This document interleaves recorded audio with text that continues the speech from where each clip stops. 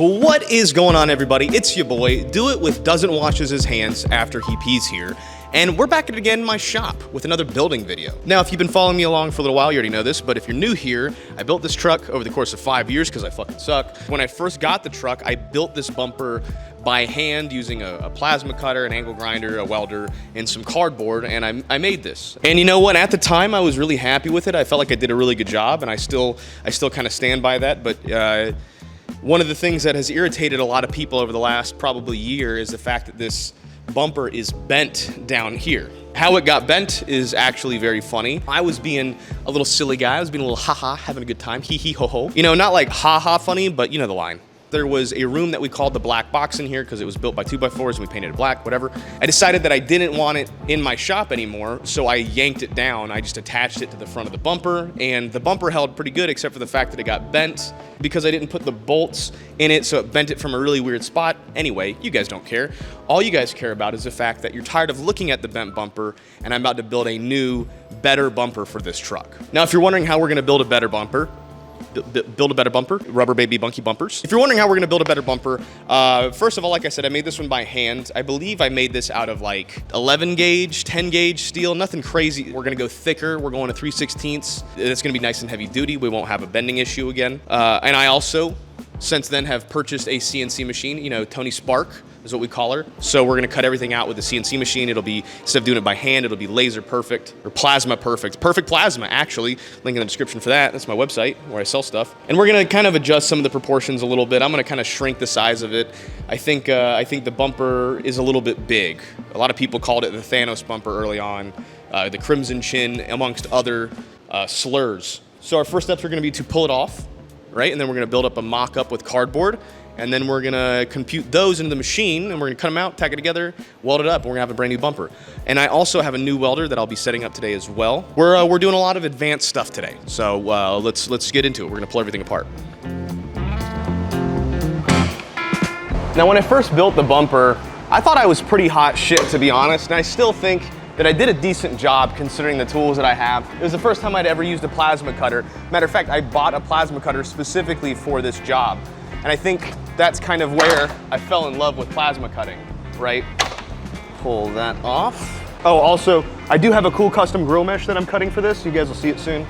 Upcoming video. Bolt here and bolt here. Is it really just held on by the two bolts? No, there's one at the bottom too. See if this thing has enough power to get these out.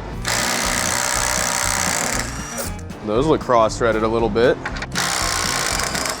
Maybe a lot of it. But the way I built it was I just used like right angles and Sharpies and cardboard to get the design that I wanted, cut them out by hand with the plasma cutter. I've got a video on that. Actually, I think it's 2 videos when I built this bumper. Oh shit, all right.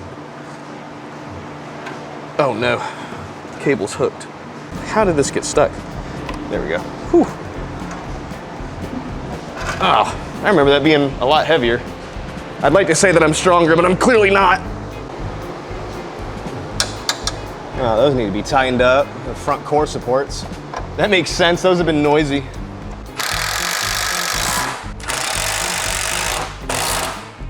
Nice. Didn't know I needed to do that, but that'll probably prevent, I know that sound. That shit's been rattling for like ever. All right, now it's time for the designing part of this. I think the best way for me to handle this is just to take cardboard, draw it, cut it out, put it up there, tape everything together, and then kind of lock in those proportions. A lot of this is going to be at the seat of the pants, if you will, because I do have some bumpers that I really like that I'm referencing for this build. I'm not straight up copying them, but I am using 1 or 2 ideas that I really like to put my own twist on it. I don't think that any of these companies would have an issue with me doing that, especially since I'm not selling these. But at the same time, I'm not gonna turn down the ability to make something if I can make something, and I can make this. I've done it before. So like I said, I'm just gonna use cardboard to mock everything up, and then we'll lock it in. Alrighty, let's get into it. I started out designing the front bumper the way I do everything I fabricate, with some good old-fashioned CAD, cardboard assisted design. I cut up some boxes I had laying around and began mocking up the front bumper. Now I am going for a very specific look for this bumper.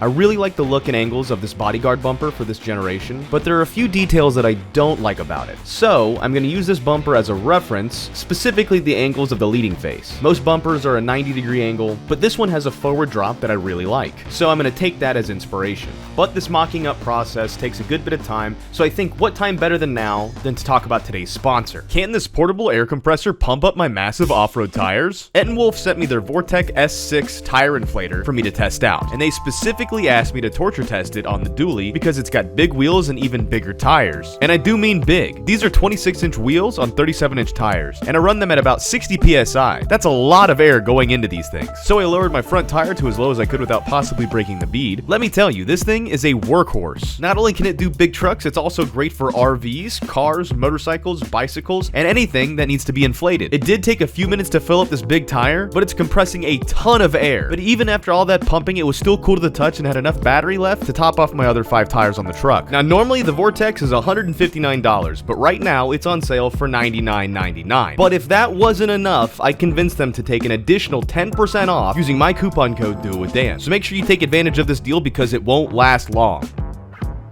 Thank you, Wolf, for sponsoring today's video. Now let's get back to the bumper. Now that I've got it mocked up how I like it, we're going to convert the cardboard to measurements, and then use those measurements to cut out our pieces. But before we get started, I need to set up this new welder. Yes Welder sent out their brand new DP200 welder for me to test out. Now this is the first time I've gotten a new welder in like 8 years, and this machine is extremely advanced compared to what I'm used to. It's got about 1,000 options versus my 3 settings welder that I'm used to. But setup was insanely easy, and the user interface is very simple. I loaded up the DP200 with some 035 Yes Welder wire and began to do some test welds.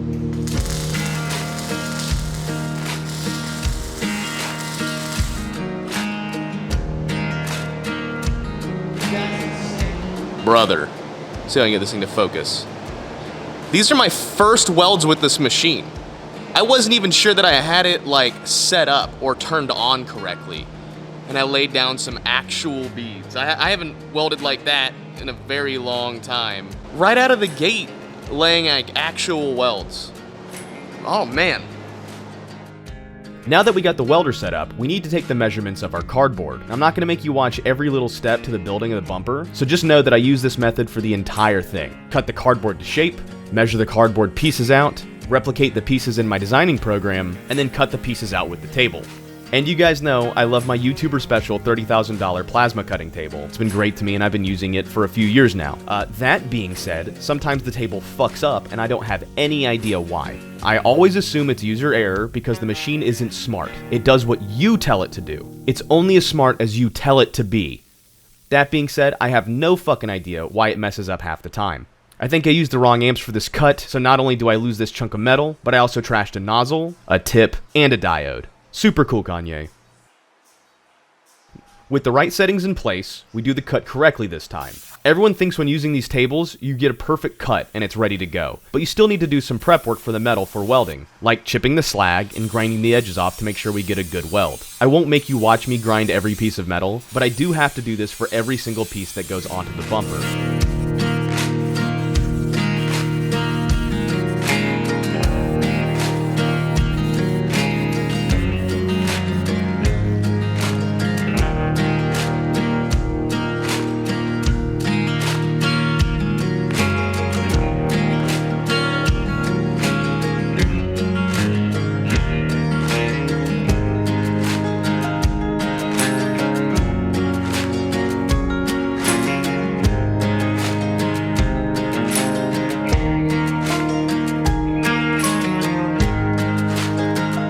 Once our base plate is in position, I want to make sure it's level with the truck. I'm going to adjust these 2 bumper brackets until I'm happy with the fitment and the clearance of everything.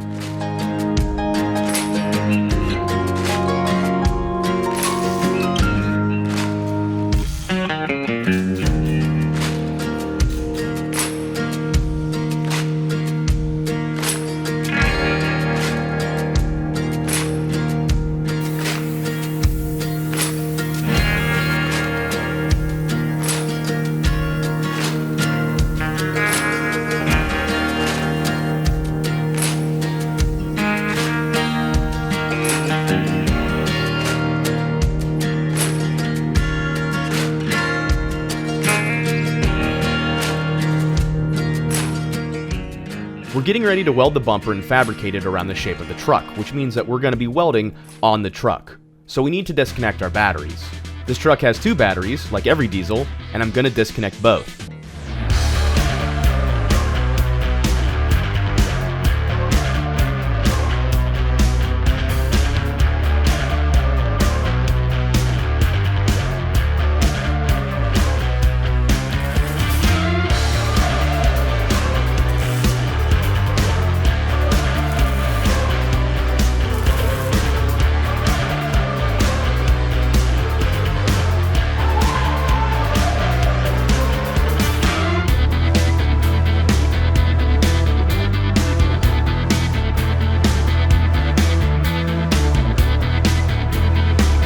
One of the biggest challenges I faced while building this bumper is achieving the angles I wanted while also trying to tack them in place. Everything was somewhat large and awkward, and my magnets weren't doing a great job with holding everything up. A lot of the times, I would set up a piece in place with tack welds and then just use the tacks as hinges and bend the piece in place.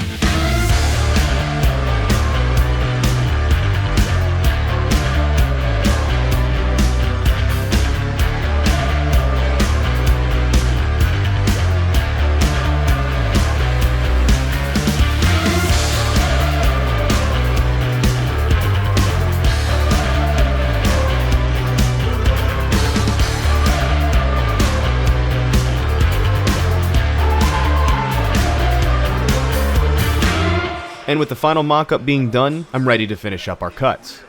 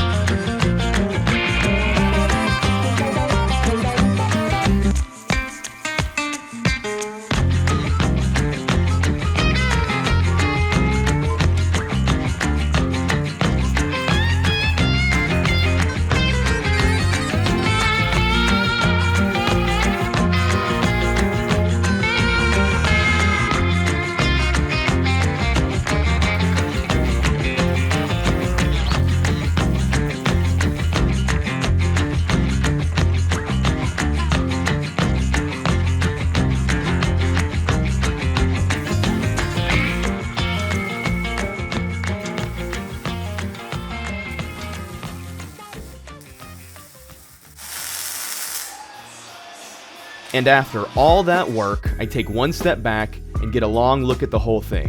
And I decided that I actually fucking hate it. Something about the angles of the sides just doesn't sit right with me. And for that reason, I start ripping it all apart and hitting the drawing board. And honestly, I'm glad I did it because the final design turned out so much better. But you'll have to wait until part 2 to see the final version of it. And trust me, it is so worth it. It turned out so good. So part 2 is coming soon. Thank you guys for watching, and we'll see you in the next one.